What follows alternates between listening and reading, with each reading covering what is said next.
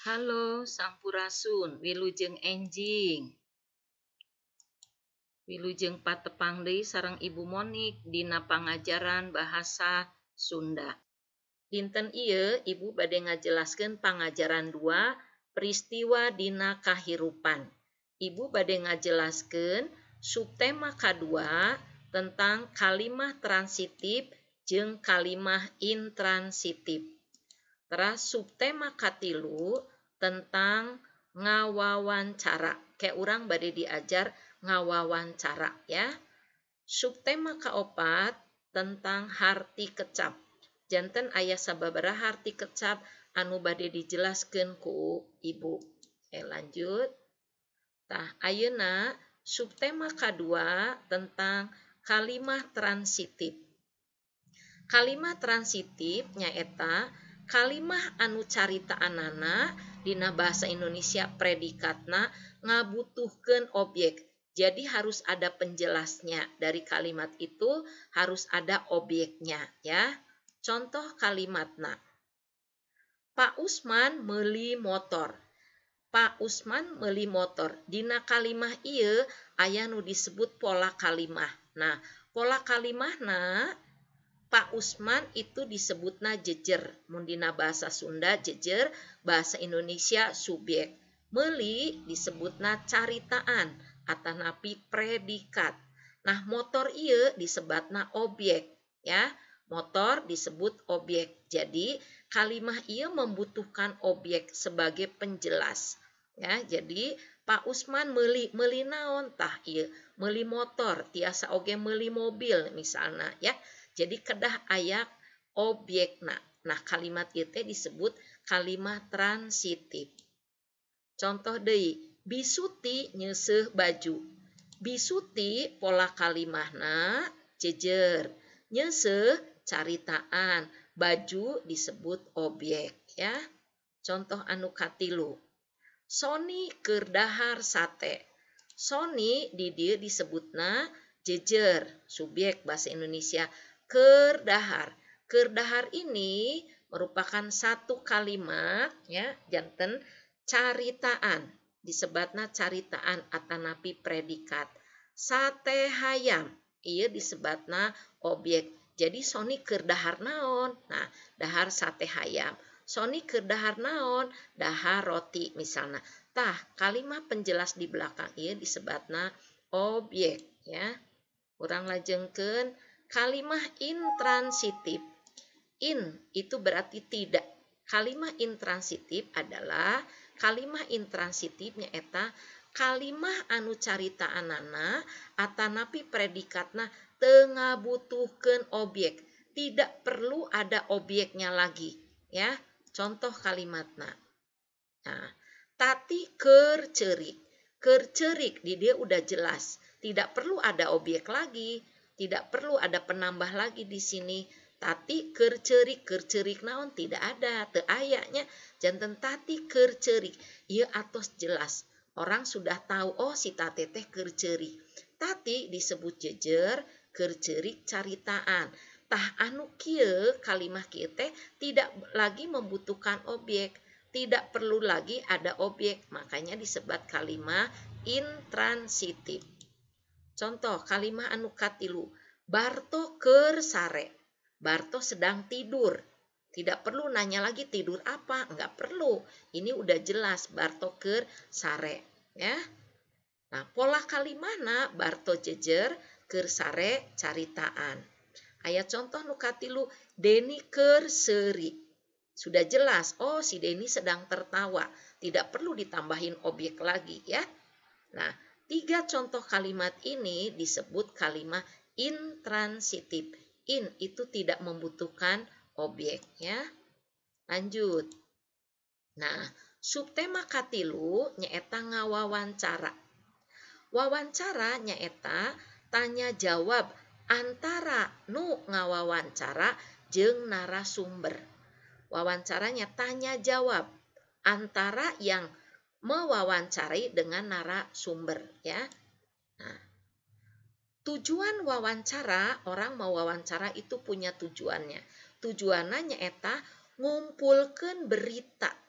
tujuanna kanggo ngumpulkeun berita atawa data atawa fakta di lapangan. Kita punya tujuan nih, mau wawancara misalnya, mau wawancara tukang dagang. Tujuannya untuk apa ya? Kita harus jelas. Oke. Tah, aya nu disebat oge narasumber. Narasumbernya eta jalma anu mere informasi. Orang yang memberikan informasi ngeunaan masalah anu ditanyakeun kunu ngawawancara. Jadi orang yang memberikan informasi tentang permasalahan apa yang ditanya oleh yang mewawancarainya. Nah, eta disebutna narasumber. Jadi kedah bener, kedah jelas mere informasina. Ya. Lanjut, nu ngawawancara. Nyaeta jalma anu neangan informasi atawa neangan berita atawa neangan fakta ti narasumber. Jadi nu ngawawancara ieu teh orang yang mencari berita, orang yang mencari informasi, jalma anu neangan informasi disebutna nu ngawawancara. Oke. Samemeh urang ngawawancara, urang kudu nyiapkeun heula sababaraha pertanyaan supaya jelas naon anu bade ditaroskeun. Jadi sebelum kita mewawancarai seseorang, kita harus nyiapkan dulu beberapa pertanyaan supaya jelas apa yang akan kita tanyakan ya. Naon anu bade ditaroskeun ku urang. Contona, urang rek ngawawancara seseorang. Misalnya bade ngawawancara tukang dagang, tukang nu icalan, misalnya di kantin atau napi di mana. Contoh, urang siapkeun heula pertanyaanna. Misalnya nanya, saha nami bapak teh? Saha nami ibu teh? Nami bapak Rusman misalnya. Di mana alamat bumi bapak teh? Bumi bapak teh alamatna di TKI Ilu. Naon pada melan bapak teh? Tak ieu tos jelas. Urang tos nyiapkeun, janten langsung tinggal nanya, tinggal naros ya. Naon pada melan bapak teh? Pada melan bapak teh icalan atau napi jualan. Upami icalan, bapak icalan naon? Misalnya, oh bapak ngadamel batagor, misalnya icalan batagor. Saha anu sok ngadamel batagorna? Nu ngadamel batagorna misalnya ibuna gitu. Naon bae bahanna diserat sadayana nya, jadi atos dijelaskeun, atos disiapkeun pertanyaanana. Kayak upami anak-anak tos lebet sakola, kayak ku ibu bade dipasihan tugas kedah ngawawancaranya. Oke. Lanjut.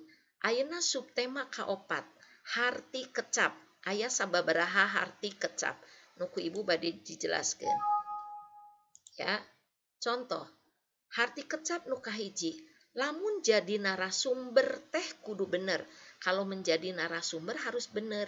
Nu disebut narasumber nyaeta jalma anu mere informasi ngeunaan masalah anu ditanyakeun kunu ngawawancara. Tadi udah dijelaskan ya. Jadi orang yang memberi informasi ya disebut narasumber. Anu kadua, cita-cita abdi teh hoyong jadi wartawan. Cita-cita saya ingin menjadi wartawan.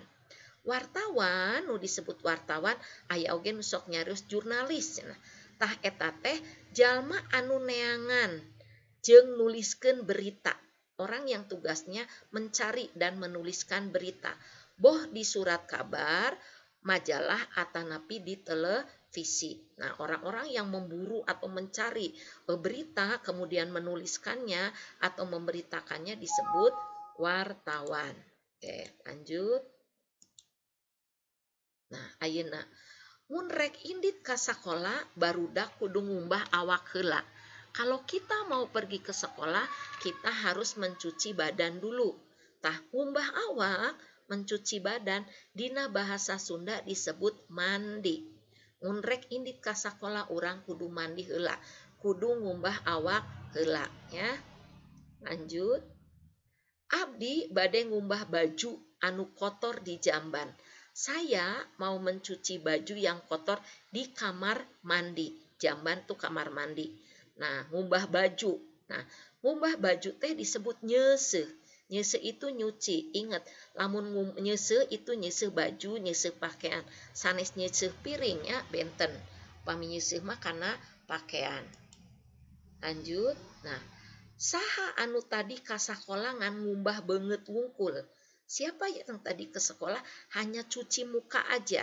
Ngumbah banget itu cuci muka. Ngumbah banget dina bahasa Sunda disebut si banget cuci muka ya. Karena males mandi jadingan si banget wungkul. Nah, si banget ya disebut ngumbah banget. Saha anu tadi ka sakolangan ngumbah banget wungkul berarti cuci muka ya. Oke. Kita lanjut. Santi kamari ngumbah buuk make sampo mani seungit pisan.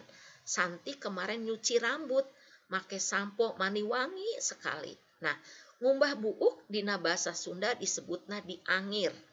Bahasa Indonesianya keramas.